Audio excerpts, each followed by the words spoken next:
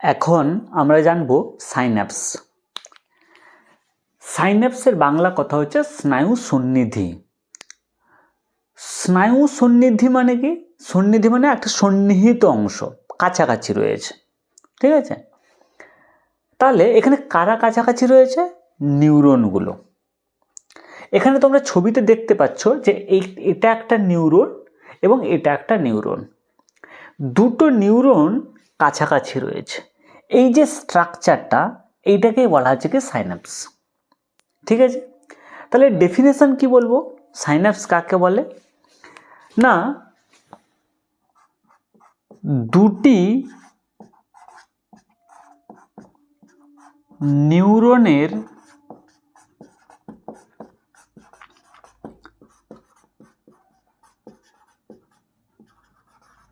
সংযোগস্থল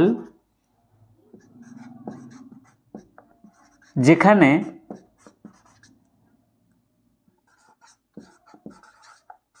একটি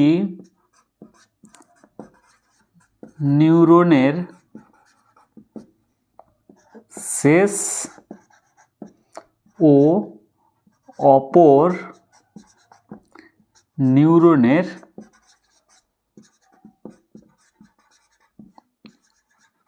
শুরু হয়, তাকে কি বলে? সাইন্যাপস। তাকেই বলবো কি সাইন্যাপস। ঠিক আছে, তো এখানে আমরা কি দেখতে পাচ্ছি? আমরা দেখতে পাচ্ছি এটা একটা নিউরন। আমরা অলরেডি জানি নিউরনের পার্টগুলো কি কি জানি। এটা হচ্ছে কি কোষ দেহ, যেখানে ডেনড্রন রয়েছে অ্যান্ড ডেনড্রাইট। এটা হচ্ছে কি অ্যাক্সন, এবং এটা হচ্ছে কি অ্যাক্সনের টার্মিনাল এন্ড, যেগুলোকে আমরা প্রান্তপুরুষ বলেছিলাম। আর এটা হচ্ছে কি দেখতে পাচ্ছি, এটা একটা নিউরন যার কোষ দেহ থেকে ডেনড্রন বেরিয়েছে। আমি ডেনড্রনটাকে একটাকে ম্যাগনিফাই করে আঁকা হয়েছে, বাকিগুলো যেরকম নর্মাল সেরকম আঁকা হয়েছে, এবং এর হচ্ছে কি তোমার অ্যাকশন এবং অ্যাকশন টার্মিনাল রয়েছে। এখন আমরা কি দেখতে পাচ্ছি যে একটা নিউরনের শেষাংশ অপর নিউরনের শুরুর অংশ। আমরা জানি কোনো নিউরনের শুরুর অংশ কোনটা হয়? ডেনড্রন। আর একটা নিউরনের শেষাংশ কোনটা হয়? অ্যাকশন টার্মিনাল যেটাকে বলি। তাহলে এই যে একটা নিউরনের শেষাংশ অপর নিউরনের শুরু, এর যে মধ্যবর্তী যে অংশটাকে, এই টোটাল স্ট্রাকচারটাকে আমরা বলছি কি সাইন্যাপস। এখন এই সাইন্যাপসের গঠন আমাদেরকে জানতে হবে, স্ট্রাকচার যেটা আমাকে পড়তে হবে।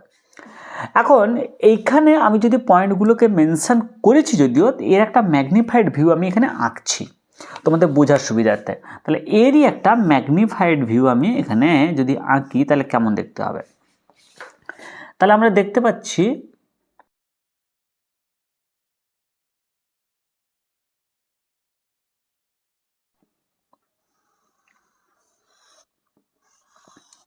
তাহলে এইটা হচ্ছে কি, এই ছবিটাকে হচ্ছে কি একটা এই যে নিউরনের শেষাংশ, মানে কি এই যে অ্যাকশন টার্মিনাল এন্ড বা প্রান্তপুরুষ। ঠিক আছে না? এখানে দেখো নিউরনের যে শেষাংশ যেটাকে, সেটার নাম দিয়েছি প্রি সাইন্যাপটিক নব, আর যেটা হচ্ছে কি অপর নিউরনের ডেনড্রনের অংশ, তার নাম দিয়েছি পোস্ট সাইন্যাপটিক নব। কেন এরকম নাম হয়েছে সেটা আমি পরে বলছি। তাহলে আমি আগে এখানেও মেনশন করে দিই। তাহলে এখানে আমরা এঁকেছি কি না, এটা একটা নিউরনের অ্যাকশনের শেষাংশ, আর এটা এঁকেছি অপর নিউরনের ডেনড্রন। ঠিক আছে, তাহলে এটা যদি অ্যাকশনের শেষাংশ মানে কি একটা নিউরনের শেষ অংশ, আর অপর নিউরনের ডেনড্রন মানে অপর নিউরনের শুরুর অংশ, তাহলে দুটোর সংযোগস্থলকে আমরা কি বলবো? সাইন্যাপস। ঠিক আছে, এখন এই অংশটার নাম কি দিচ্ছি? প্রি সাইন্যাপটিক নব। প্রি সাইন্যাপটিক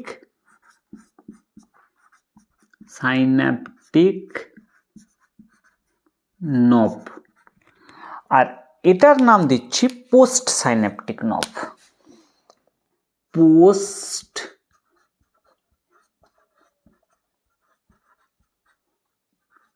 সাইন্যাপটিক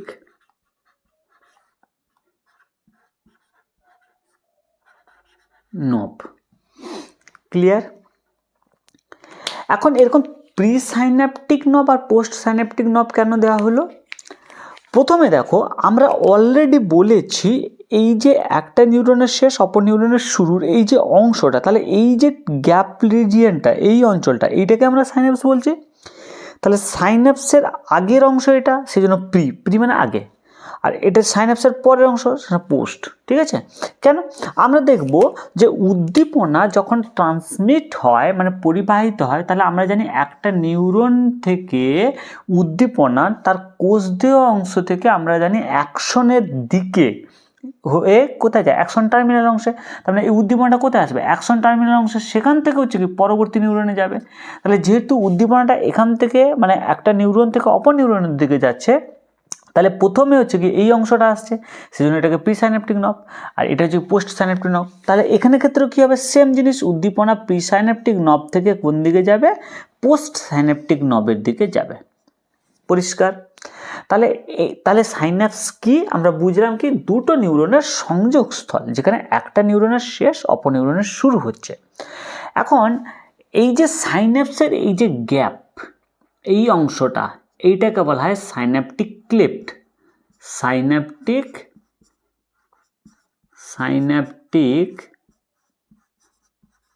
ক্লেফট কি বলে, সাইন্যাপটিক ক্লেফট। এখন এই যে সাইন্যাপস, তার প্রি সাইন্যাপটিক নব, এই প্রি সাইন্যাপটিক নবে যেটা অ্যাকশন টার্মিনাল এন্ড বা হচ্ছে সাইন্যাপটিক নব আমরা বলি, সেই প্রি সাইন্যাপটিক নবে কি থাকে, এরকম কিছু থলি থাকে, এরকম থলি থাকে, যে থলিগুলোকে বলা হয় সাইন্যাপটিক ভেসিকল।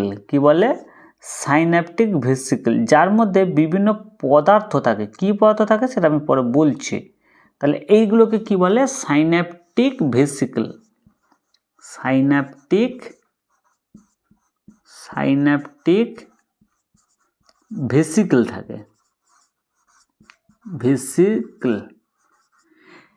ভেসিকল মানে কি, থলি। এখন এই সাইন্যাপটিক ভেসিকলের মধ্যে কি থাকে, তার মধ্যে থাকে নিউরোট্রান্সমিটার। কি থাকে, নিউরোট্রান্সমিটার। আমি লিখছি এখানে নিউরোট্রান্সমিটার।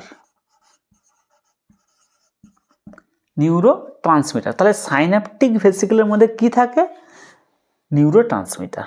ঠিক আছে, তাহলে আমরা কি বুঝলাম, প্রোসাইন্যাপটিক নবের মধ্যে কিছু থলির মতো গঠন থাকে, যে থলিগুলোকে বলা হয় সাইন্যাপটিক ভেসিকল।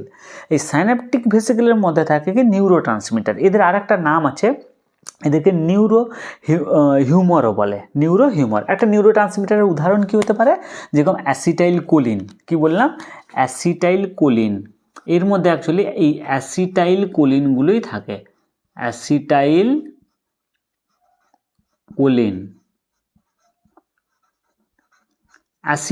কোলিন নামে এই নিউরোট্রান্সমিটারগুলো থাকছে। ঠিক আছে, অ্যাসিটাইল কোলিন নামে এই নিউরোট্রান্সমিটারগুলো থাকে। ঠিক আছে, পরিষ্কার? এখন কি ঘটনা ঘটে এই সাইন্যাপস অংশে? সাইন্যাপস অংশে উদ্দীপনা ট্রান্সফার হয় বা ট্রান্সমিট হয়। এখন এই যে সাইন্যাপস দু রকমের হয়। ঠিক আছে, এগুলো তোমরা 11-এ যখন উঠবে তোমরা পড়বে। একটা হয় কেমিক্যাল সাইন্যাপস আর একটাকে বলা হয় ইলেকট্রিক্যাল সাইন্যাপস। তাহলে একটা বলে কেমিক্যাল সাইন্যাপস আর একটা বলা হয় ইলেকট্রিক্যাল সাইন্যাপস। এখন আমি অত কিছু ডিটেলসে যাচ্ছি না, তোমাদের বোঝার সুবিধার্থে আমি একটুকু এই কেমিক্যাল সাইন্যাপসটা নিয়ে একটু জাস্ট অল্প বলছি, যাতে তোমাদের টোটাল বিষয়টা আইডিয়া হয় এবং তোমরা বুঝতে পারো যে এই সাইন্যাপসের মধ্য দিয়ে কীভাবে উদ্দীপনা প্রবাহিত হয়। ঠিক আছে, তো দেখা যাক, যখন একটা উদ্দীপনা এই প্রি সাইন্যাপটিক নবে এসে পৌঁছায়, মানে ধরা যাক কোনো উদ্দীপনা রিসিভ করেছে হচ্ছে কি এই ডেনড্রনটা। তাহলে যখন কোনো উদ্দীপনা এই ডেনড্রন রিসিভ করবে, তাহলে অবভিয়াসলি সেটা হচ্ছে কি অ্যাকশনের মধ্যে দিয়ে ট্রান্সমিট হয়ে কোথায় এসে পৌঁছায়, এই সাইন্যাপটিক নবে। কোন সাইন্যাপটিক নবে, প্রি সাইন্যাপটিক নবে। পরিষ্কার? তাহলে ধরা যাক উদ্দীপনাটা এসে কোথায় পৌঁছেছে, প্রি সাইন্যাপটিক নবে। যখন প্রি সাইন্যাপটিক নবে এসে পৌঁছায়, তখন এই যে প্রি সাইন্যাপটিক নবের যে পর্দা, পরিষ্কার, মানে এই যে তোমার হচ্ছে কি মানে পূর্ববর্তী নিউরনের শেষাংশ, আচ্ছা, প্রি সাইন্যাপটিক নবকে এটাখানে আমরা যদি বলি পূর্ববর্তী নিউরন, আর এটাকে পোস্ট সাইন্যাপটিক নবকে যদি আমরা বলি পরবর্তী নিউরন, ঠিক আছে। তাহলে প্রি সাইন্যাপটিক নবের যে পর্দা, সেই পর্দায় কিছু পরিবর্তন হয়। কি পরিবর্তন হয় সেটা দেখা যাবে। প্রথমে বলি, এই যে সাইন্যাপটিক ক্লেভ দেখতে পাচ্ছ, এই যে গ্যাপ, এই গ্যাপে থাকে প্রচুর ক্যালসিয়াম আয়ন। কি থাকে? Calcium ion, Ca++ ion. পরিষ্কার? কি থাকে? Calcium ion. পরিষ্কার? যখন উদ্দীপনা এসে পৌঁছায় তখন এই যে প্রিসাইন্যাপটিক নবের পর্দা, সেখানে থাকা ক্যালসিয়াম চ্যানেলগুলো ওপেন হয়ে যায়। কি থাকে এখানে? তাহলে এখানে কি থাকে? Calcium channel. এই ক্যালসিয়াম চ্যানেলগুলো কি হয়ে যায়? ওপেন হয়ে যায়। কি হয়ে যায়? খুলে যায়। ক্যালসিয়াম চ্যানেল তখন কী হয়? খুলে যায়। যখন ক্যালসিয়াম চ্যানেলগুলো খুলে যায় তখন এই ক্যালসিয়াম আয়নগুলো সাইন্যাপটিক ক্লেভ থেকে কোথায় চলে আসে? ভেতরে। কোথায় চলে আসে? ভেতরে।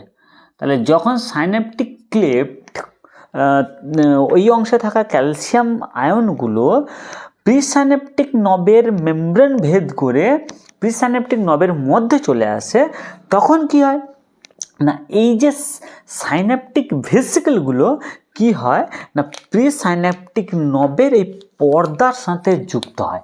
কার সাথে এসে যুক্ত হয়? তাহলে এগুলো এসে কোথায় যুক্ত হয়ে যায়? এই পর্দার সাথে। দিয়ে এক্সোসাইটোসিস পদ্ধতিতে তার মধ্যে থাকা এই যে নিউরো ট্রান্সমিটারগুলোকে রিলিজ করে দেয়। পরিষ্কার বোঝাতে পারলাম? ক্লিয়ার? যখন এই নিউরো ট্রান্সমিটারগুলো সাইন্যাপটিক ক্লেভে রিলিজ হয়, তখন এই নিউরো ট্রান্সমিটারকে রিসিভ করার জন্য, গ্রহণ করার জন্য পোস্ট সাইন্যাপটিক নবে, এই যে পোস্ট সাইন্যাপটিক নবে থাকা রিসেপ্টারগুলো, মানে গ্রাহকগুলো, এই এখানে তার মানে কী রয়েছে? গ্রাহক। গ্রাহকগুলো কি করে? এই নিউরো ট্রান্সমিটারগুলোকে রিসিভ করে। নিউরো ট্রান্সমিটারগুলোকে কী করে? রিসিভ করে। যখন নিউরো ট্রান্সমিটারগুলো এই গ্রাহকের সাথে বাইন্ড করে, তখন কি হয় না, এই যে পোস্ট সাইন্যাপটিক নবে থাকা তোমার বিভিন্ন চ্যানেলগুলো খুলে যায়। ঠিক আছে? তখন কি হয়? উদ্দীপনাটা পোস্ট সাইন্যাপটিক নবে প্রবাহিত হয়। পরিষ্কার? এগুলো কিভাবে সেটা আরও তোমরা ক্লাস 12-এ ডিটেলসে পড়বে বা এইচএসে ডিটেলসে পড়বে। এটাকে জাস্ট আমি একটা আইডিয়ার জন্য এটা বোঝালাম। তাহলে কি বুঝলাম আমরা? কিভাবে সাইন্যাপসের মধ্য দিয়ে উদ্দীপনা প্রবাহিত হয়। আমি বললাম, যখন কোনো উদ্দীপনা প্রিসাইন্যাপটিক নবে এসে পৌঁছায় তখন কি হয়? সাইন্যাপটিক ক্লেভে থাকা ক্যালসিয়াম আয়নগুলো কি হয় না, প্রিসাইন্যাপটিক মেমব্রেনে থাকা ক্যালসিয়াম চ্যানেলগুলো খুলে যাওয়ার জন্য কি হয়? প্রিসাইন্যাপটিক নবের ভেতরে চলে আসে। তাহলে ক্যালসিয়াম আয়নগুলো তোমার প্রিসাইন্যাপটিক নবের ভেতরে চলে এলো, ঠিক আছে না, বা পূর্ববর্তী নিউরনের ভিতরে ঢুকে গেল। যখন ঢুকে যায় তখন কি হয় না, এই যে সাইন্যাপটিক ভেসিকেলগুলো কোথায় বাইন্ড করে, মানে কার সাথে যুক্ত হয়ে যায় না, প্রিসাইন্যাপটিক মেমব্রেনের সাথে যুক্ত হয়ে যায়। যখন প্রিসাইন্যাপটিক মেমব্রেনের সাথে যুক্ত হয়ে যায়, প্রিসাইন্যাপটিক পর্দার সাথে যুক্ত হয়ে যায়, তখন কি হয় না, এই সাইন্যাপটিক ভেসিকেলগুলো এক্সোসাইটোসিস পদ্ধতিতে নিউরো ট্রান্সমিটারগুলোকে রিলিজ করে। এখানে নিউরো ট্রান্সমিটার হিসেবে কী রয়েছে? অ্যাসিটাইলকোলিন। তখন এই নিউরো ট্রান্সমিটারগুলো কী হয়? পোস্ট সাইন্যাপটিক নবে থাকা মেমব্রেনের সাথে যুক্ত গ্রাহক কোষগুলোর সাথে এসে বাইন্ড করে যায়। ঠিক আছে? কারণ এই নিউরো ট্রান্সমিটারকে গ্রহণ করার জন্য তো নির্দিষ্ট তোমার হচ্ছে কি রিসিভার দরকার। সেই রিসিভার হিসেবে কী রয়েছে? রিসেপ্টার রয়েছে। ওই রিসেপ্টারের সাথে যখন বাইন্ড করে তখন এই পর্দায় থাকা বিভিন্ন রকমের তোমার চ্যানেলগুলো ওপেন হয়ে যায়, তখন উদ্দীপনাটা প্রবাহিত হয়। ক্লিয়ার? তাহলে এইভাবে কেমিক্যাল স্টিমুলাস বা রাসায়নিক উদ্দীপনা এইভাবে কিন্তু প্রবাহিত হয়। সেটা কিভাবে আরও ডিটেলসে তোমরা যখন এইচএস সেকশানে উঠবে তখন তোমরা এটা জানবে। তাহলে আমাদেরকে এই সাইন্যাপসের স্ট্রাকচার কিন্তু ভালো করে পড়তে হবে, এবং আমি তোমাদের বোঝার সুবিধার্থে আমি এই ছবিটা এঁকেছি। তোমাদের কিন্তু পরীক্ষায় কিন্তু যখন আসবে এই ছবিটাই কিন্তু আঁকতে হবে, কারণ তোমাদের টেক্সট বইতে এই ছবিটাই দেওয়া রয়েছে। এখন এখানে একটা কথা আছে। কি কথা আছে? দেখো, সাইন্যাপসের মধ্য দিয়ে যে উদ্দীপনা প্রবাহিত হয় সেটা কিন্তু সর্বদাই প্রিসাইন্যাপটিক নব, এই যে প্রিসাইন্যাপটিক নব থেকে পোস্ট সাইন্যাপটিক নবের দিকেই প্রবাহিত হয়। উদ্দীপনা সর্বদা কি হয়? প্রিসাইন্যাপটিক নব থেকে সর্বদা পোস্ট সাইন্যাপটিক নবের দিকে প্রবাহিত হয়। কখনোই উদ্দীপনা পোস্ট সাইন্যাপটিক নব থেকে প্রি সাইন্যাপটিক নবের দিকে প্রবাহিত হয় না। আমরা যখন ক্লাস 9-এ হার্টের স্ট্রাকচার পড়েছিলাম, সেখানে আমরা বিভিন্ন ভ্যালভ পড়েছিলাম। আমরা দেখেছিলাম ভ্যালভগুলো যে কোনো দিকে একটা ওপেন হয়, এবং যখন ওপেন হয় তখন কিন্তু সেই দিকেই হচ্ছে কি ব্লাড ফ্লো হয়। ঠিক এখানেও দেখতে পাচ্ছি আমরা উদ্দীপনা সর্বদাই কিন্তু একটা দিকে, নির্দিষ্ট দিকে প্রবাহিত হয়, প্রি সাইন্যাপটিক নব থেকে পোস্ট সাইন্যাপটিক নবের দিকে প্রবাহিত হয়। সেই জন্য আমরা সাইন্যাপসকে একটা বিশেষ নামে জানি, তাকে বলা হয় কি শারীরবৃত্তীয় ভ্যালভ বলে। ঠিক আছে, সাইন্যাপসকে কি বলা হয়? শারীরবৃত্তীয় ভালভ, শারীরবৃত্তীয় ভালভ। ঠিক আছে, আর একটা কথা মাথায় রাখতে হবে, সাইন্যাপসের মধ্য দিয়ে উদ্দীপনা সর্বদাই একমুখীভাবে প্রবাহিত হয়।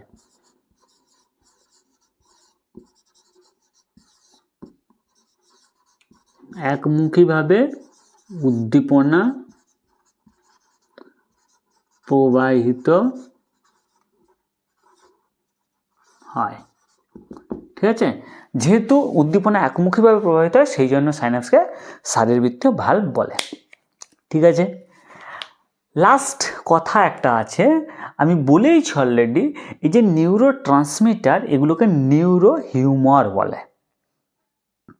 আবার আমরা যখন হরমোন পড়েছিলাম, আমরা নিউরো হরমোনের কথা বলেছিলাম।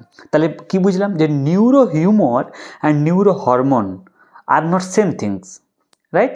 কারণ নিউরো হরমোন আমরা দেখেছিলাম পস্টেরিয়র পিটুইটারি থেকে রিলিজ হয়েছিল, এডিএইচ আমরা বলেছিলাম অক্সিটোসিনকে, that is vasopressin and oxytocin. আর নিউরো হরমোন, নিউরো হিউমার হচ্ছে কি না, সেই সমস্ত রাসায়নিক পদার্থ যেগুলো নিউরনে সাইন্যাপস অংশে সিক্রেশন মানে রিলিজ হয়। ঠিক আছে, তাহলে কি বললাম?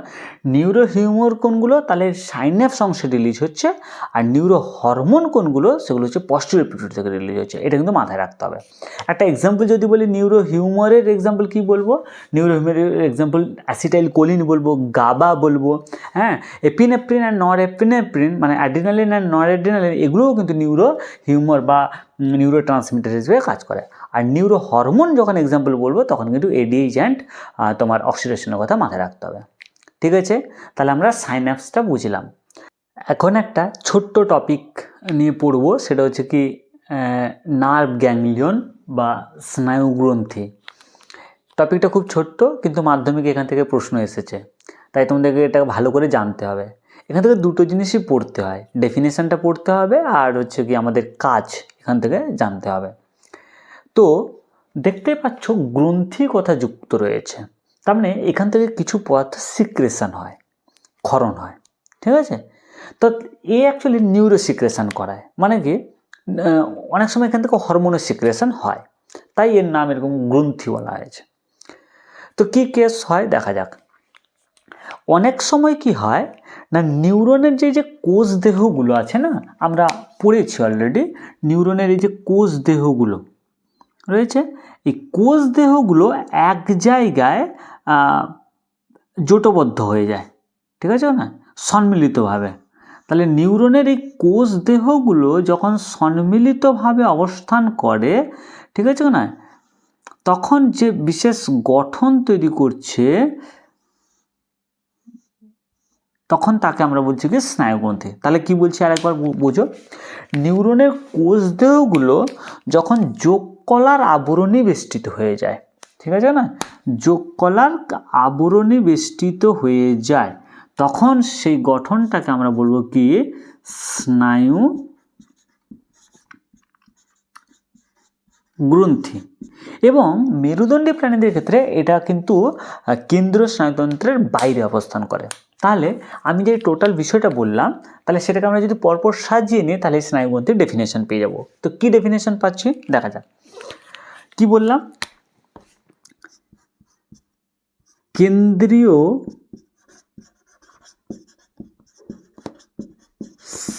স্নায়ুতন্ত্রের বাইরে নিউরনের কোষ দেহগুলি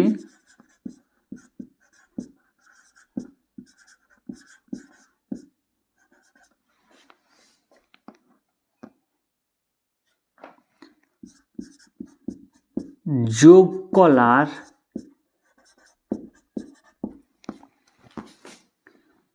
আবরণে